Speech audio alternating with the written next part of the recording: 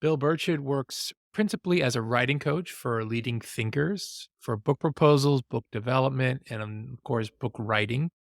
He's a veteran journalist in business, management, the environment, and social responsibility. He's written books and articles for 30 years for his byline and also for others' bylines. And so I found Bill through an article that he wrote about writing in Harvard Business Review, which then led to his appearance as a guest on my podcast, When Science Speaks, and then, of course, led to today, the fireside chat that we're all having with Bill. Earlier this year, so we're in 2023 right now, HarperCollins published Bill's latest book, which is called Writing for Impact: 8 Secrets from Science That Will Fire Up Your Readers' Brains, a guide to engaging writing. And so today we're going to have a chance to talk to Bill about his latest book, his science-backed reading approach, and related priorities that participants, course alums have who are here. I'll also ask Bill questions that were submitted by you in advance by the group, and you'll also have a chance to ask Bill questions that you may have that come up as well. Ask Bill directly. Understanding that Bill's focus is not on grant writing specifically, but perhaps we can also chime in if other members of the group have thoughts to share with your fellow course alums. So first, please welcome Bill Birchard to this special fireside chat with the community of alums of the online course, How to Effectively Communicate Your Science to Any Audience. Bill, welcome. Great to see you Yeah. again. Yeah. Thanks for having me. Eager to share what I can. Wonderful. I thought the group would be interested as a starting point for you to talk about the research that you did for the book.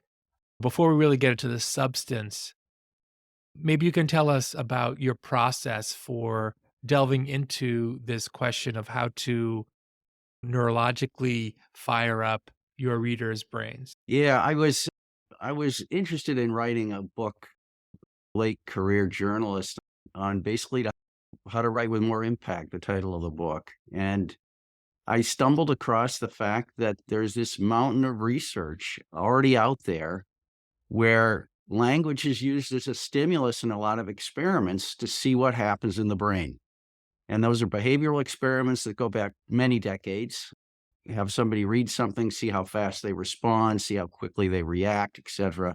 Imaging experiments, principally today with the functional MRI, that shows what part of the brain is firing when you read a specific word versus a general one, or you read a metaphor versus a literal phrase, or you read a story versus a something that's literally told, a point literally made. And all that research, all of a sudden, it dawned to me, was not being used by the scientists for anything other than basic research. How does the brain work? What parts of the brain fire when you use all this different kind of language, all those techniques in language that we use? And it wasn't being applied by anybody who was writing. To me, it was like, this is a gold mine. I mean, if I can tell what part of the brain is firing, I can see why it's firing, then that tells me how to write better. It's simple as that. So I just started researching that, and that is a very busy area of research by people that range from linguists right up to cognitive neuroscientists.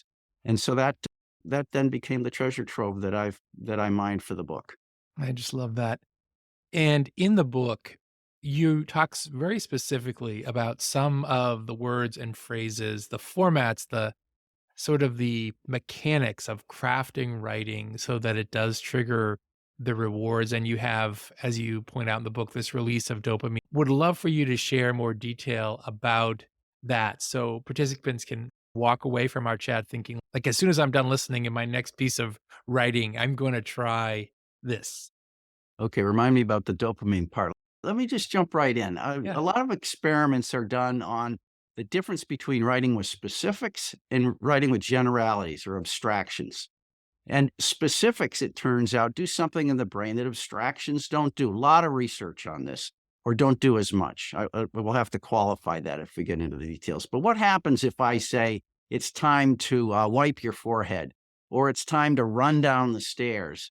In your brain, not only does the language processing circuit fire, which is along the left temple, but the parts of the brain that that process motion are involved, which are across like a hairband across the top of the brain.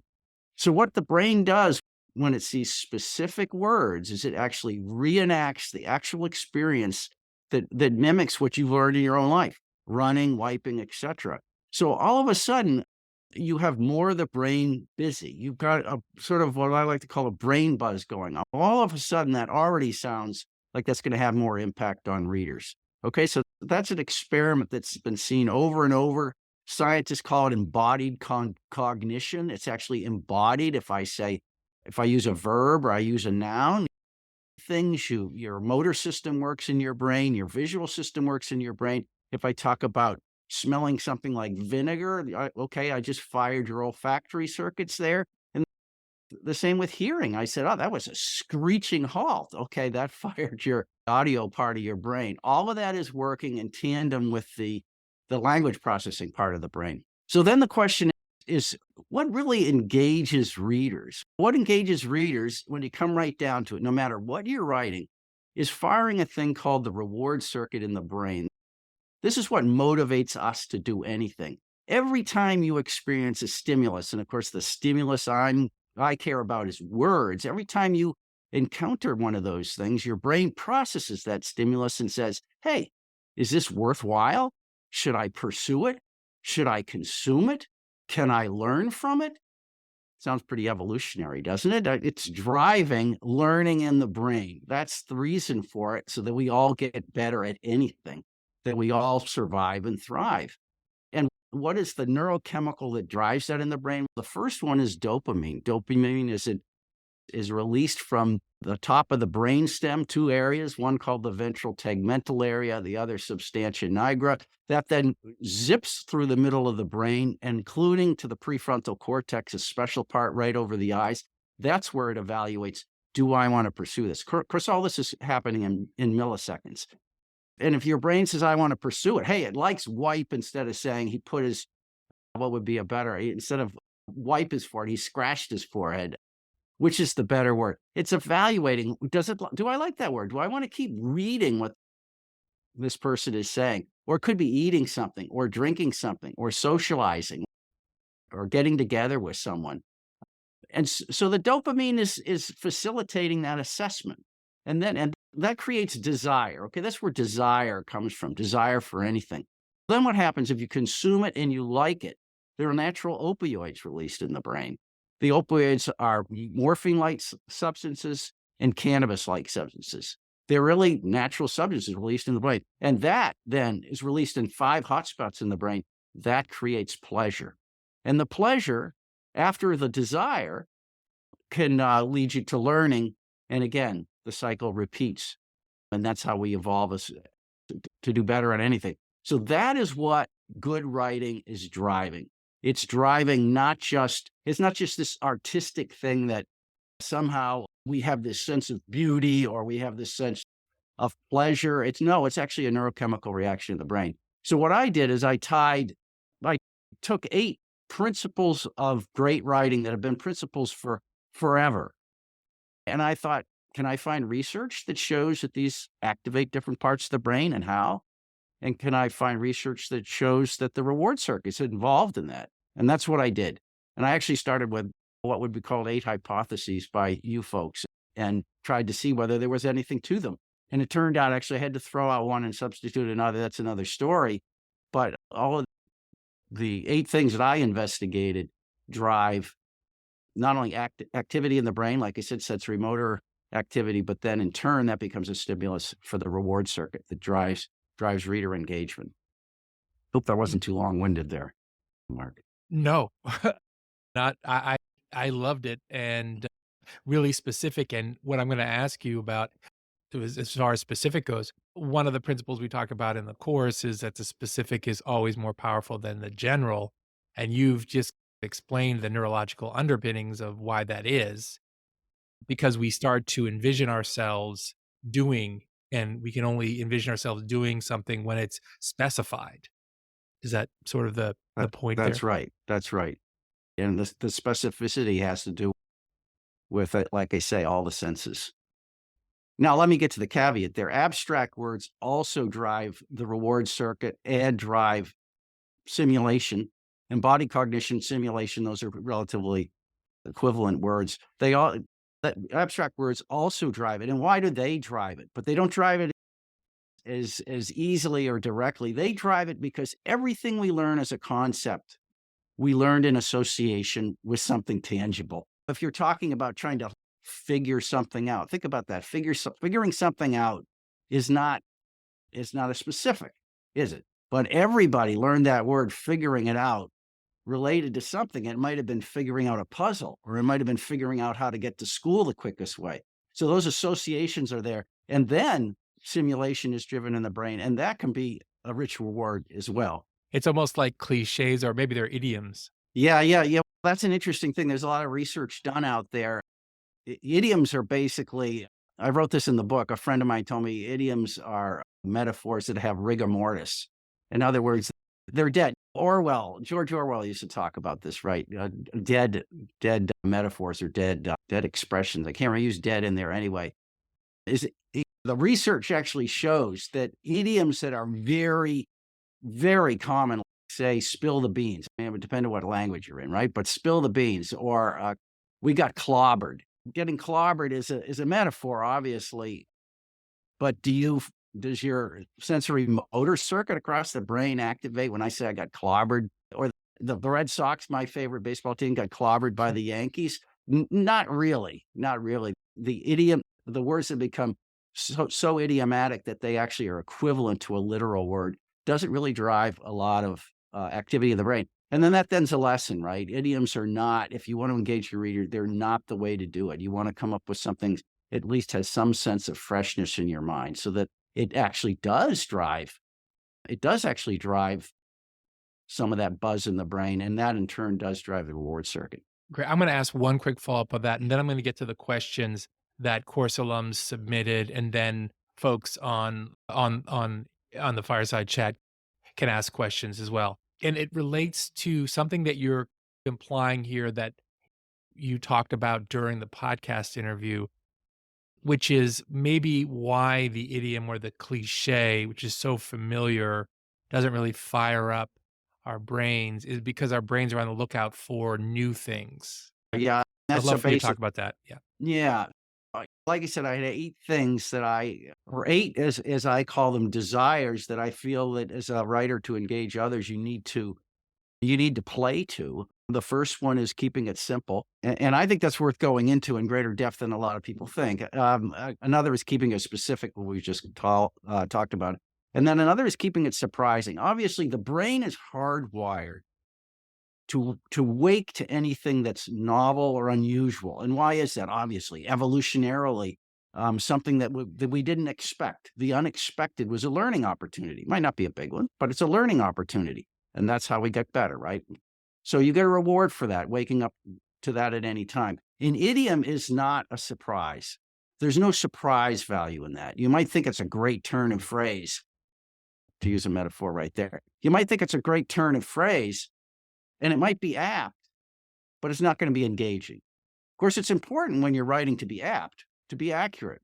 One of the writers I work with, I say the first thing when you're trying to convey a message about anything is to make sure you're accurate. What you're saying is accurate. I don't mean factually accurate, but just you're transmitting the insight in words that say it as it is, as it really is, because you don't want that to be a little at 10 degrees off true north. You want that to be true north. And when you get that, then often you can dress it with metaphor. But anyway, the problem with cliches is that although they can be apt, they don't engage the reader. In this day and age, one of the things I say is that if this isn't already obvious to everybody, it's very competitive getting your voice heard, getting your message heard. And that's going to be true in a large audience. It's going to be true among your colleagues. And so you want to go the extra step from just being informative, factually accurate, really crisply conveying your message to doing it in an engaging way. And there's lots of little things and big things you can do to do that. So that's the whole point of my book. What are those things you can do to jump up a level? Just wonderful. That just reminds me, I'm going to put a link to Bill's latest book in the chat. So if folks want to check that out, and Bill also has this offer where if you buy the book, you get a free 40-page PDF, which is a workbook that you can use in tandem with a book. So let me just do that now before I forget. And I'm going to get to the first question that was pre-submitted. All right. So this is the link Yeah, the great to. workbook, it has, unlike the published book, it has color pictures. So there you go. Worth it just for the pictures. When you Cool. publish books, I publish what's called a trade book in the business, the publishing business is typically a book that appears in a bookstore. That's because that's the trade. If you're a publisher, a good book of this kind does not have pictures because it's expensive to put them in there. Whereas a PDF, of course, I'm just sending it to you electronically. So there's got some illustrations. Great. So the first question that we received from a course alum was, Bill, do you have any tips for science writers? And this was submitted by a science communications person who is looking to get their work published in reputable online journals that are non-academic. This person's tried emailing several companies, getting a low response rate. Any thoughts about tips for science writers and submitting to reputable online journals? Yeah, you might be able to interpret that for me. What would be the nature of a online journal that would not be specialized for that person's field? One thing Are we I talking like a Scientific American? Is that what we're what I talking was about? Or thinking, yeah. like Scientific Okay. American, yeah, or Science, yeah. Yeah. Yeah, I think I would just repeat things that I've been a journalist, a freelance journalist for a number of years, 20 some years ago. I just repeat the same things that you learn when you do that, and that is you have to know the audience. And this sounds obvious, right? But you have to know the audience that magazine is pitching to. And that requires reading the magazine. You have to get a real feel for it. And then you have to ask that question, what's in it for me? What's in it for that audience? Okay. This is not basic science here. The people are reading that because they want to get something out of it that are going to advance them in their careers or make their lives better. And what is that? And that's not easy. And maybe I'm stating the obvious, but I can say I've just gone through that again myself. I'm now a blogger for Psychology Today, and I get my daily readout of page impressions of the stories that I've written. And I guess I'm finally starting to learn what the readers of Psychology Today want to read. It's these people want to know how they make their life very personally. How do I make my life better? Not how do I make the world better? How do I make my life better? They want it very specific. They want it really how to. They like some entertaining stuff, etc.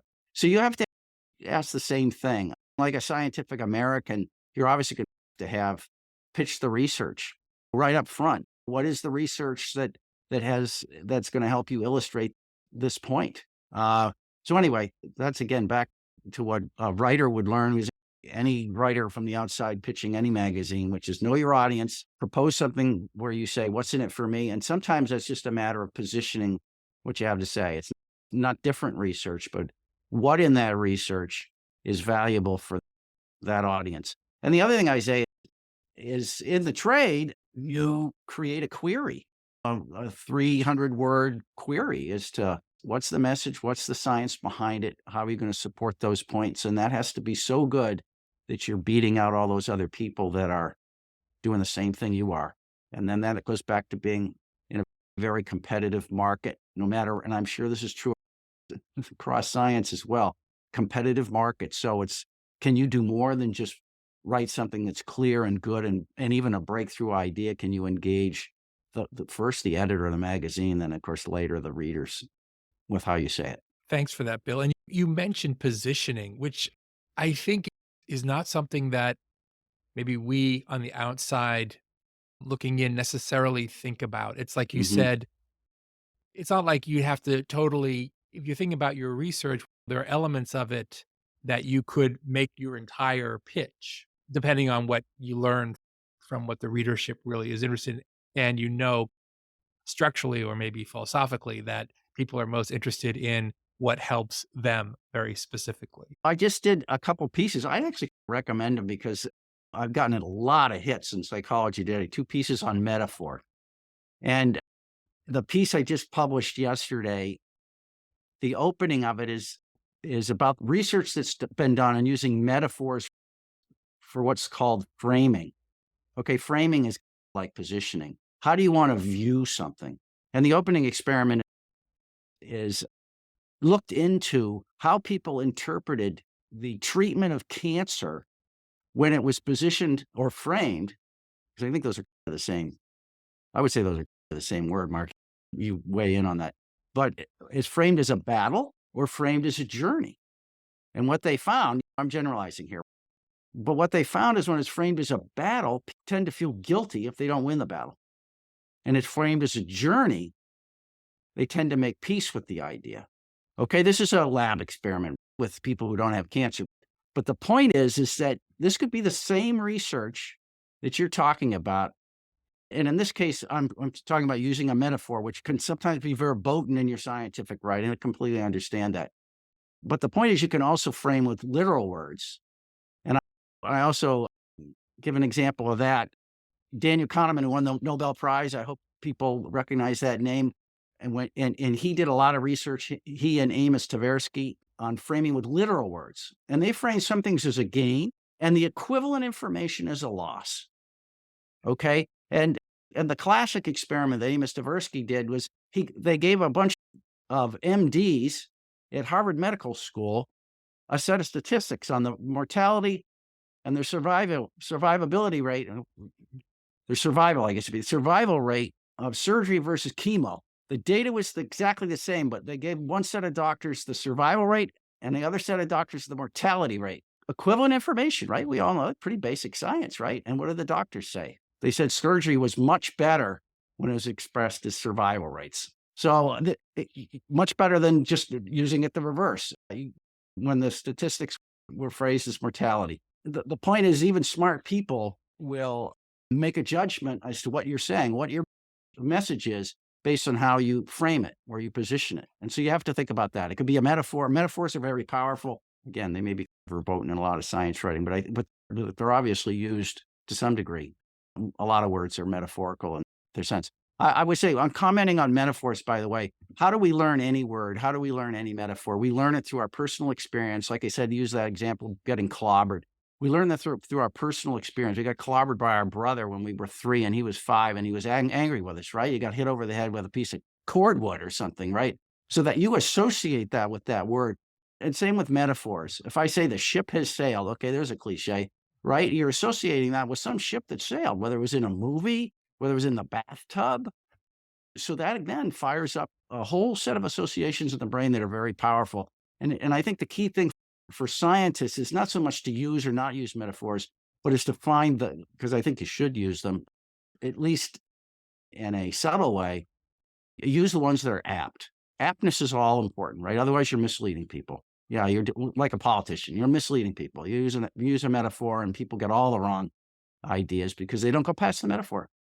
This is just as Kahneman Tversky showed with gain and loss. You don't go past the literal phrasing, the way it's positioned.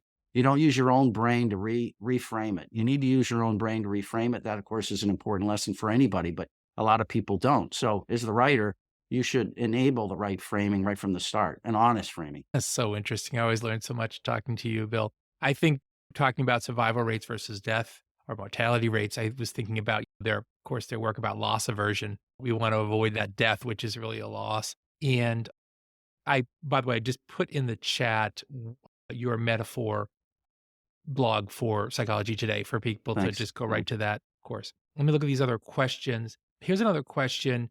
My boss wants me to increase our business following and recognition. This is someone working at a private company, a science company. How do you generate consistent content for a startup that doesn't have a commercial product and has a tiny team? There are only so many ways that I can talk or write about the company before it gets too salesy, is what the person says.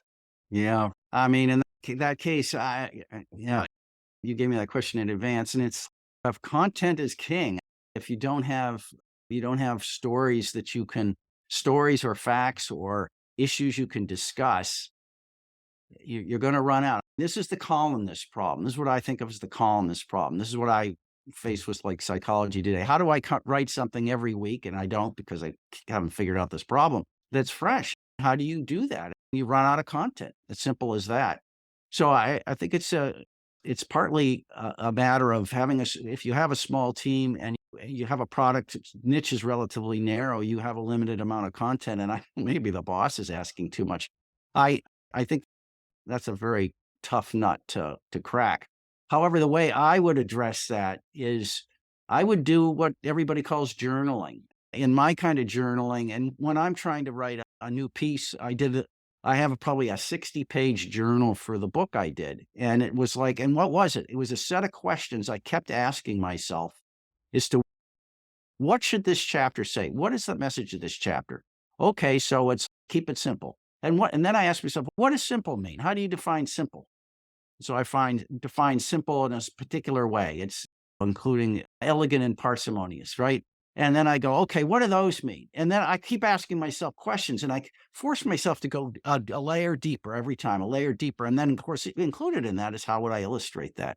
So I would say there's a role for that there in forcing yourself to dig by asking yourself questions. And I'm a big believer in doing that in writing, not sitting at the table and like looking at the ceiling. Of course, there's some of that going on, but putting it in words because there's something that happens, or use a pencil if you want. There's something that happens when the language flows out of your brain mechanically through your fingers, whether it's on the keyboard or with a pencil. There's a lot of research actually about doodling, et cetera, and how much more effective that is than typing. So I do that too. I often pull out a pad and start linking words, et cetera. So that I would advocate that. But content's king. If you're in a small team, oh, that's a tough one. The only other thing I'd add is, hey, writing is hard. So Yeah. that's a tall order by the boss. It's easy for the boss to ask that. Yeah, right. I'm interested. Thanks, Bill. And I'm interested in any comments people have, of course, in the chat or if they want to unmute. My reaction to the question and some suggestions is teasing out something that you said too, Bill, just now, which is stories, particular stories about the types of people that could benefit from this therapy, for example. Maybe even stories about some of the scientists working on the therapy, why they're doing it. Hmm. Yeah, there's no particular product that's on the market right now, but they're all working on some kind of therapy or medicine or drug to solve some problems. What is the problem and what's the profile of the type of person who has the problem? And that makes it very relatable to me without going into the features of exactly the scientific processes that or the mechanisms our group would maybe say that are activated, uh, but Right. talking more on a human level, and that can really draw people in. They're really interested in that. Yeah, I'd add to that. One of my one of my chapters is keep it simple. For those who haven't seen the book, I have 8 S's. All right, so they're all keep it something, and this was keep it social. So keep it social is something was I originally had keep it stylish, and I couldn't make anything of that. It was just too obtuse. But keep it social. What is social? Humans, we all are always looking out for social contact of any kind. And the other thing that we're doing all the time is we're trying to figure out this is what my whole chapter is about. We're trying to figure out what's going on in other people's brains. Scientists call this theory of mind or mentalizing. Mark right now is trying to figure out what the heck is going on in Bill's mind. And I'm trying to figure out what's going on in Mark's mind and all of your minds. What are you thinking of what I'm thinking? And what are you thinking I'm thinking you're thinking? It goes on like a hall of mirrors, right? But we do that. We do that all the time. And we're extremely interested. Just the smallest amount of social contact drives engagement. And I'll give you an example. There was an article that came out, and Mark, I'll send you the link to this, but Please. because I just was reading this afternoon. But a guy at Wharton School of Business named Jonah Berger has done a lot of research on this. He uses natural language processing to see computing I cannot understand, AI stuff, to see what works and what doesn't. And he and his colleagues came out with a study this year that looked at what kind of style items are more engaging in academic papers now versus other papers. Which ones get the most citations, right? What he found, now I don't think I'll get into the methodology because it's crazy, but what he found, the results was that it appeared that keeping it simple was one thing that got more citations. In other words, Make those, as the old journalist saying goes, the period never comes soon enough. Keep that in mind. Try to get your thoughts into sentences that are short enough. If your sentences are really long, you probably get 2 or 3 thoughts in those. You got to break them apart, right? Okay, keep it simple. The second one is to use a little bit of human contact, a little bit of a use of personal pronouns. And what he found, what they actually did, they actually found in natural language processing, they looked at 30,000 articles, right, across a bunch of scientific fields. And they actually found that the articles that used a little bit of we, I'm being very specific here. I think he was more general. For example, we find that in our experiments, blah, blah, blah, instead of the research shows that in experiments, blah, blah, blah, they found that those articles got more citations. This was controlling for all the other confounding factors, right? Those articles got more citations. Why was it? Because there was a tiny hint of social contact there with the author. The reader, this is probably all subliminal, right? The reader was seeing a person writing this thing. That, by the way, was only true in the introduction to the articles. Once you got into the methods, et cetera, it was not true. But at least in the introduction, it was true. Okay, so the point is the tiniest bit of social contact, social connection. And I know, Mark, that you talk about that in your course, right? To understand how to connect with people, that matters. I love it. And Jonah Berger, also like you, Bill, was on the podcast. Oh, yeah, that's right. That's Yeah. right. Yeah, yeah, yeah. And yeah, because he was talking about Magic Words is his latest book. And he also talks about you using the term, using Mhm. that pronoun. But absolutely. But yeah, just wonderful. We actually have for sort of the last question that was submitted. The person is on the call here. And so I wanted to ask Serena if you would like to ask your question or a version of it, or maybe you have a different question, and then we'll open it up to everyone to ask questions should they have them. May I have a quick question? Sure, please. Uh, me- Thank you for such a lot of informative tips. And then also Yeah, by all I'm means. doing really basic science research and then writing brand or papers. That's my background. Eh, I'm always struggling finding the knowing audience, knowing the readers. Right. And that's, yeah. So do you have any tips? And also I'm wondering as of finding the knowing the reader or knowing the audience. Is this kind of difference or it's the same context? Yeah, they're the same thing. Knowing the audience, the way you do that is you do it by inference. You read the magazine or you read the journal. Who is this addressing? At what level do they like to be addressed? One of the things online now is you often get the most popular list. See what's rising to the top of the most popular list and try. That's what I do anyway. Try to infer from that what is the stuff that's resonating to the audience with the audience, and then by analogy, what that you have to say would be the right stuff to foreground in your article. That's what I would say. Again, it's not easy. You'd think that would be very easy to do that. For me, like I say, like in Psychology Today, it's been a matter of trial and error, even though I made my best effort. And I've done this my whole life, right? Been a freelance writer my whole life. But yeah, it's something you have to really work at. Now, the other thing is if you hook an editor, right? If you hook an editor on your article idea, then the editor's going to help you do that too. So you're saying that you're really investing a lot of time and effort for the knowing the Yeah. Yeah, unfortunately, it's a very time-consuming thing, and the rejection rate is pretty high too. That's the other thing. You're selling an idea. It's not easy to sell an idea, especially today. There's so many great ideas out there of all kinds. You can think about what's vying for your attention every single second of the day. It's a lot of great stuff. So you have to think about that. What have I got that's so great that it's gonna rise to the top in all this menu of a million choices that we all have. Thanks, Koba. And Bill, let me ask you a question now that comes from one of our participants here. And just generally, if you're thinking about strengthening your writing for, say, tech innovation grants to government institutions, NIH, NSF, I know that's not your focus, but maybe just thinking a little bit more broadly and drawing upon your principles. Any thoughts about, you're talking about tech innovation. You're trying to send it to the National Science Foundation, National Hmm. Institutes of Health, and I'm sure there are principles that you've talked about that apply to this sort of writing Right. as Right. well. Yeah. Yeah. Yeah. The principles in my book they're universal. They cross all kinds of writing. They're not appropriate in some kinds of scientific writing. I don't think you're not there to just have your reader have a really great experience. That's not the point, and it's out of place. But a lot of them are the same. The first one is keep it simple. I rededicate myself to that every single day. I write a sentence and go, that sentence is too long. It's got to be broken in two.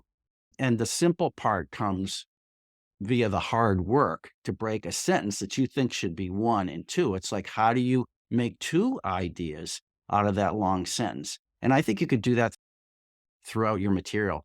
I don't think I can overemphasize how important that is in every kind of writing. The period never comes soon enough. The other thing that's important with simple writing is to write with nouns and verbs. Okay, adjectives and adverbs. There's some saying that there's never been an adjective or adverb invented that pulled a noun or a verb out of a tight spot, to use another metaphor, right? Mhm. There's never been one invented. You've got to find the right noun. You've got to find the right verb and experiment with this. Get rid of your adjectives, all your adjectives and adverbs, and see how your writing sounds. You'll be surprised how many times it actually sounds stronger because that forces you to get the right noun and the right verb. So that's part of simplicity there is getting your idea sharper. Because when you get your idea sharp with nouns and verbs, you've got a pretty sharp idea. That would be the tip there. And I think that applies across all manner of writing. There's in drafting, and I would say in drafting, excuse your errors. If you feel you need an adverb and a noun, adverb and an adjective, just go ahead and stick them in. But in your editing, go back and be ruthless. Say, do I need that? Is that absolutely necessary? Can I get a better verb so I don't need that adjective, or I don't need that adverb, or a better noun so I don't need that adjective, etc. So that would be the first thing. The other thing is just rededicating yourself to specifics. There's just a huge amount of abstractions that pass in the author's mind as being loaded with meaning that does not emerge in the reader's mind. That's one of the reasons abstractions are not good. The associations you make with abstractions may or may not be the associations that someone else makes with abstractions. And if they don't make those associations, they may not have any idea what you're talking about. So again, back to specifics. So I would cite those, as top of mind. Yeah. So cool. I think I just want to ask you, first of all, maybe before I do, are there any other questions that people want to ask Bill right now before I go into another question that also reflects something we've talked about in the course? Any other questions? And if folks are having difficulty unmuting, please let me know. Camilo, did you want to ask a question? Yeah, I guess I wanted to ask a brief question. So you mentioned like engaging the reward system in Hmm. the writing, but I guess it might be a little complicated because everybody has like different things that might engage more Right. or less. Right. So I guess how do you approach that? You like how maybe like person or individual can have like Mm. different. But the way I approach that is I dodge it altogether, which is I choose 8 things that are completely universal across the human race. All 8 things I suggest are absolutely universal. That includes telling stories. They've done experiments that show that if you take a story in English and you translate it into Farsi and you translate it into Chinese and you have people who are natives to those lands read them and they're in a functional MRI scanner, their brains light up in exactly the same pattern. Exactly the same pattern. Okay, so using a story to convey a message seems relatively cultural or relatively complex culturally. But no, I mean, the basic stories activate the human brain in the same way. The same thing goes for simplicity, for specifics, for surprise, for emotion. And these are what I cover. For anticipation, which I call seductive because I needed an S, and insight. For example, so keep it smart is one of mine. It's what can you say that's more insightful than what you set down to say when you started? Always ask that question. And why is that? Because your initial insight may not turn people on that much, but your second insight probably does. You're one level deeper, one level higher, however you want to use that metaphor. That may well turn people on. So you always want to, as I say, keep it smart. You go one level higher. That across cultures turns people on. So then obviously, particularly if you're in general writing and you want to allude to a TV program you've seen or a character or a situation, then yeah, culturally, you better be in tune with your audience. But most writers can work very hard and go very far with appealing to these very basic human desires. These are very basic desires. We all love stories. We all love social context. So a little bit we learn about the author, et cetera, is going to turn us on. Let me read one example, okay, from a scientist, Mark. I'm going to do this. I kept a couple here. Let me put my hands on it real quick, I hope. Yeah, okay. Lewis Thomas, right? Scientist, writer.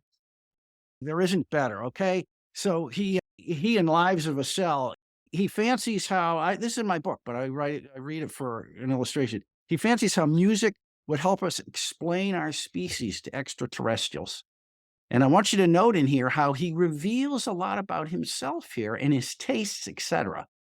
And that turns you on, okay? I would vote for Bach, all of Bach, streamed out into space over and over again. We would be bragging, of course, but it is surely excusable for us to put the best possible face on at the beginning of such an acquaintance. Okay, so he's just musing, but the point is, you learn as much about Thomas there as you learn about any subject he's writing about, and that's just highly engaging. So you put a little bit of yourself as the author in there. And would you write that in an academic paper? Of course not. Of course not. But I use that as an example of how these are universal demands. In an academic paper, I think we better say we find instead of the research shows, because if we find, you're going to get more citations. That's what Jonah Berger says. Yeah. And for those, I'm sorry, Camilla, do you want to mention something else? I don't know how to. Thank you. Okay, cool. I'll put in the chat the link to the Jonah Berger podcast interview on the show too. Bill, I want to ask you about another S. First of all, I think it's interesting, of course, you've chosen all S's. That's a rhetorical device, alliteration. We talk Right. about that. You're drawing upon the fact that I guess it's been shown that we do remember things better when we use alliteration, classic Mhm. rhetorical device. Another S that we talk about during the course, I'd like to get your take on is Sequencing, yeah. yeah. And the point that I make during the class is that it's really important to lead with the punchline of the joke. Mm-hmm. The most important thing people care about as a journalist, that's Yeah. the lead. And then maybe even recap that in some way at the end, because we tend to participate or tune in best at the beginning. And then if we are engaged, then at the end. But any thoughts that you have about that idea of sequencing and the importance of it? Yeah. The first thing off the cuff related to that. So one of my S's is keep it seductive. Okay. And seductive means create anticipation. Okay. I needed an S. So seductive, like anticipation. It turns out experiments show that people get as much pleasure often out of anticipating something. And this includes anticipating reading and learning something. It can be a vacation too. They've shown that people get as much pleasure out of it looking forward to vacations as taking them. And what is the first thing that affirms that you learned when you were young, when you were writing, which is that you should write a good topic sentence. You should make a promise to the reader that you're going to deliver some goods they're going to like. And that's what you're saying, Mark. It's like right up front, say, these are the goods I'm going to deliver. And people are salivating and they're engaged right away because of that. It seems so basic, write a good topic sentence. No high school English teacher has ever taught anybody that, but it actually turns the reader on. They get a modicum of pleasure just from knowing what's to come. And so sequencing should keep alerting the reader as to what to come, additional promises. Not only did we learn from this experiment but we also learned the other thing. So you're in the middle of the article. We learned this other thing, and the reader go, oh, okay. Now this isn't like a cliffhanger in fiction, but this is the way you lead the reader along. Now, in terms of the priorities of importance of information, let's That's an interesting question. In journal articles, you've got a format handed to you, right? Formats handed to you. Mhm. You start with your intro and methods and so on, general discussion of results, general discussion, etc. But I think that the principle in part of making sure you make a promise and then you deliver on it, and then you go back and make sure you delivered on it is important. So I'll go on a little aside here. This is so interesting, I think, because a lot of people believe that even in stories, these are fictional stories, right? Fictional stories that that you don't want to put a spoiler up front as to what's going to happen. Mhm. There's been research done on this, and it shows that people who get a spoiler up front as to how a story ends versus people who don't, and then they read the story, when you pull them afterwards, the people got the spoiler up front enjoyed it just as much. And why is that? It's really because the reader up front knows what's going to happen, but there's a lot of suspense still as to how it happens and why it happens and how it came to be, how you get to that outcome. So there's a lot of pleasure. And it also means that the reader up front can more easily integrate all the facts that come next in the story because they know what they're all leading to. The point is that's the way your brain works. Anticipation is something to keep in mind. I don't know. What else do you think about sequencing, Mark? Give me a more specific. Yeah. I talk about the principle of primacy and recency. I'm going to say that sometimes I use the Motown method, I call it sometimes. You ask Barry Gordy why you wrote or co-wrote or produced so many hits for Diana Ross Supreme, Stevie Wonder, Smokey Robinson, and Miracles. And he said, you got to hook them in the first 10 seconds. Yeah. Right. Which encapsulates like I lead with, because you're going to encapsulates the principle of primacy and recency. So I lead with something that is really like a number one, like a result, something that you relate to, and that gets you engaged, and then you go from there. And as you're suggesting, you have to connect it all the way through. And sometimes what I talk about is content diversity too. So I'm talking to you, but then I show you a video, and then we have a little discussion, and then we do a skit, things that you can do in a presentation or a keynote, which is how I use it. So you don't get bored of the way the information is conveyed. Of course, we're talking about writing it, and it was interesting too, Bill, because you mentioned the workbook has illustrations. That's interesting to me. Maybe I'm going to spend a lot of time on page 17 because I love that illustration. I'm going to try to think about it. Maybe I'll doodle later, and that'll give you another idea. Yeah, just fascinating stuff that you do and how you've done this research. I'm going to ask you what your next project, or of course, people should know that Bill is blogging at Psychology Today. You saw I put the link for the metaphor blog post that he did, or one of them at least, in there. If you want to go to that link, I don't know if you can sign up for just your column or your blog, how that works, Bill. But I folks don't at least know if you can sign up for that alert. You can just go to mine though. I have a space on the magazine. I don't know if you can. I don't think you can get alerts though. Get alert. Okay. Notifications. No, I don't think there's a way to get notifications. I should know that, but I don't think there is. Yeah, right. It's okay. And there's the last thing that I want to be sensitive to your time that you did mention was about ChatGPT 4. I think it's another piece that you wrote for Psychology Today. And I think people would find that interesting. Yeah, I really think everybody should read that. It would open my eyes. I use ChatGPT 4. I think 4 is one you got to pay for, right? So I think it may be on 3.5, but I use it, and I just ask the question. I would have an article idea. I just go and ask it, what would you write about this? And see what it says. The thing about ChatGPT that I understood better when I researched it, and I'm not a technology person, but is ChatGPT is simply doing what suddenly my Mac is starting to do now that I'm on the Sonoma operating system. It knows from the language that's out there what the likely next word, 2 words, 3 words are in what I'm about to say, just because of the sequence of words. It has calculated the probabilities and knows what you're about to say. Your brain does exactly the same thing. ChatGPT could do it faster, right? But what happens is it's regurgitating all the probable phrasings that are already out there.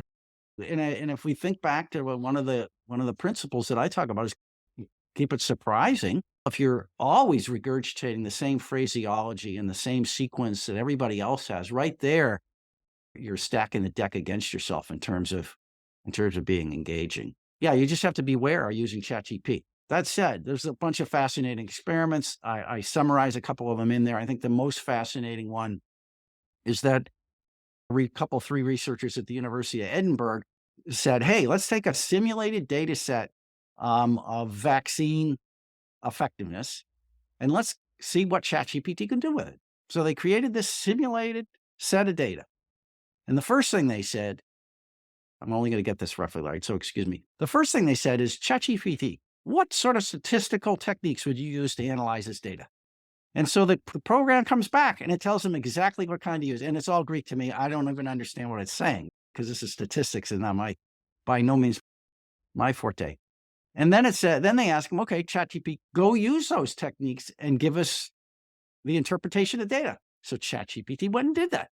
And then they asked him to write the introduction, to write the body of it, to write the conclusions. And ChatGPT does all of this. Oh, and by the way, they also asked it to do a literature search. And I asked ChatGPT to do that too.